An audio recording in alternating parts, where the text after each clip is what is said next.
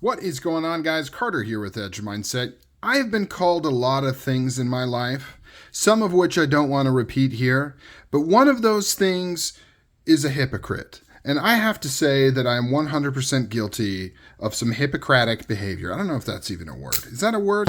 We're going to open up this package and you are going to see why. Because the knife that is in here, or at least, let's hope that's the knife that's in here. I said I had no interest in ever getting. In fact, I did a whole video talking about how I did not like this knife, why I didn't like the knife. And it has nothing to do with like the design or anything like that. It has to do more with the manufacturing practices of the person making it. And I had a weird hang up with stuff. I don't know. That probably makes no sense because even if you did see that video, you probably don't realize that's what I'm talking about. But here we go. We are gonna open this bad boy up here. Maybe you know what I'm talking about just looking at this right here, what this could possibly be. Yes, indeed. This is an Arc Nemesis from Brian Nadeau, Sharp by Design. I had to get one. I had to try one out. I have never handled one. I have never fired one. And this one popped up. And this is kind of, I've been keeping my eye on these, right?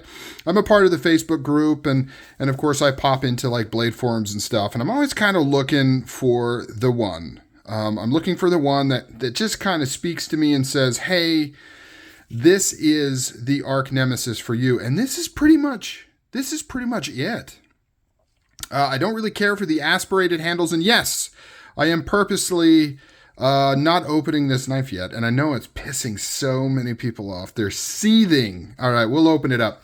From what I understand, like I said, I've never fired one of these. From what I understand, they have a very strong and unique detent.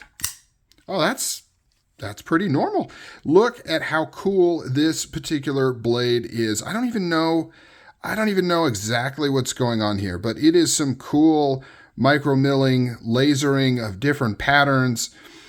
This is the exact kind of wild looking Arc Nemesis that I was wanting. Now, granted, keep in mind, there's some really crazy ones, right? Like there is some very expensive inlays, like very custom-y. There's engraved ones, right? But in terms of kind of your standard, I almost touched the blade there. That is going to be getting, I'm going to need to get used to that. There's some really wild ones out there, but in terms of kind of your quote unquote normal production Arc Nemesis, this is one of the cooler ones that, there we go. I knew it had a really hard detent. That thing is snappy, pappy. See if we can see here. See if we can see what's going on here. He does something weird with the detent. It's not like a detent ball. I think he mills it out of steel, like as part of that lock bar insert or something. If anybody can give me some additional information, I know he does something weird with that detent. Very unique with that. He doesn't use like a normal detent ball. And because of that, he has a very snappy and precise action going on with his knife here. I think that's something that he's kind of done since the very beginning. Very, very cool. So for those uninitiated, this is a knife. This is a large knife. This is, I was going to say, I don't know, the word custom, right? Custom knife. It's custom tier. Now, if somebody wants to call it a custom, that's awesome. Wow, look at that. Over a 4¼ inch blade, almost 4.5 inch blade. 9.5 inches overall. By the way, he just debuted the mini Arc Nemesis not too long ago, and he just did a big batch of them. I was not in on that batch at all. But yeah, so this is a custom caliber knife. Whether you want to call it custom or not, that's up to you, because this is pretty much all machined, right? Very expertly and precision machined. But it is pretty much all machined nonetheless, and of course sharpened. He does really cool stuff like you can see on that blade. This is hollow ground. Man, this is like really deep. I don't know if I can get the visual here, but it is really deep hollow ground. Very, very cool. And I don't know how he does this pattern, but I like it. It looks very, very cool. You've got like blasted going on over here, and then you've got your like satins going on up in there. And it's etched with black. By the way, do I have... I don't see a... let me see here. Oh, maybe this is it. I'm like, I don't see a COA or any information on it. I don't even know what kind of steel this is. Here we go. So here's the COA 2024 M390. It's got the tread frame. Look at that. I cut my glove, I think, trying to close this thing like an idiot. Original piece by Brian Nadeau, 2025 right there. And yet this one says 2024. So I don't know what that means. I don't know if that means like this is the 2024 iteration, but this was actually made in 2025, or maybe it was made in 2024 and he didn't sign the thing till 2025. I don't know, but somewhere around there, it's a newer-ish Arc Nemesis that he's done. This is the full size. So yeah, so it is a small batch, small production, all machined right here in the US by Brian. These are very expensive. And as a little tidbit to what I was referring to at the beginning of this video, man, this thing's gorgeous, right? Isn't this thing gorgeous? Man, this is nice. As I was talking about before, he outsources a lot of his knives to be made overseas. Production knives by Riot, I believe, makes a lot of his knives. And being that Riot is really good at machining, and being that Brian here, that's kind of his thing, is being really good at machining, it kind of blurs the line on stuff, right? Because like in theory, this could go to Riot. They could make this knife.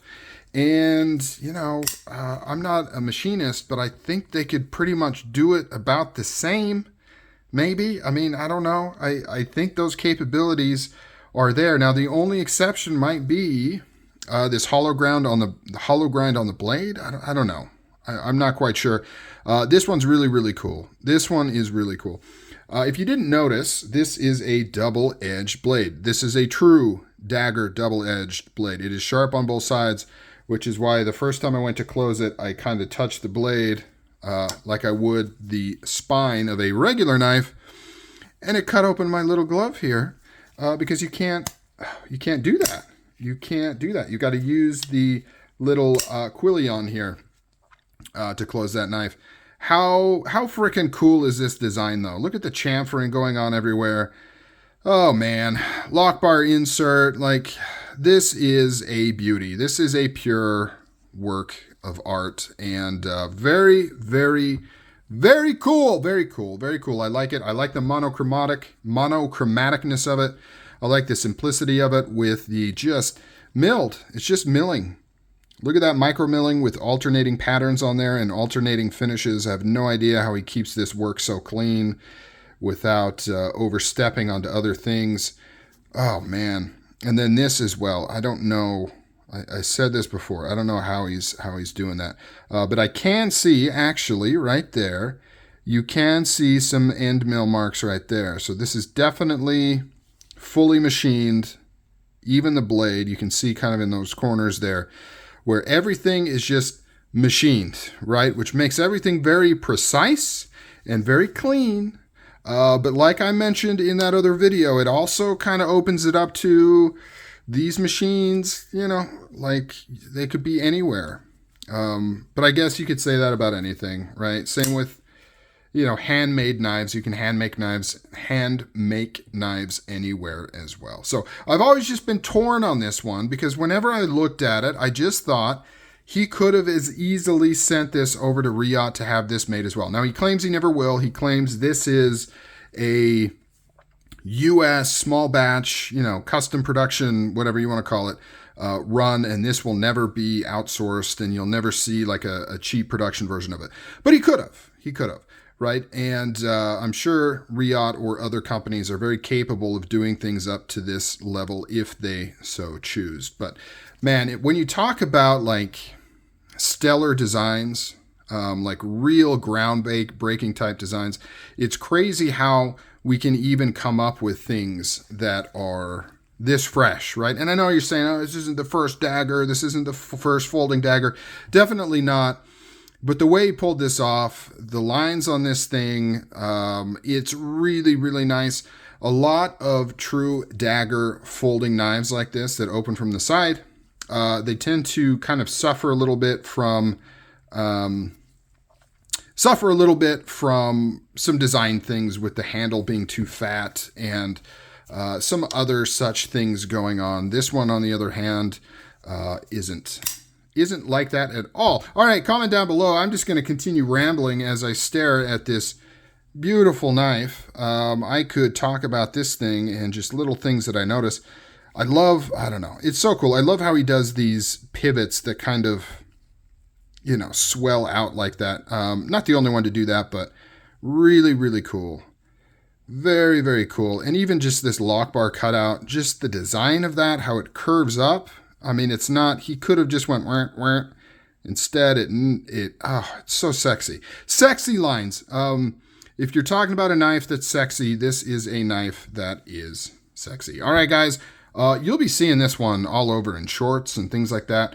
This is a cool piece. I'm very proud to have it in my collection. And what do you guys think of it? Comment down below. Catch you later.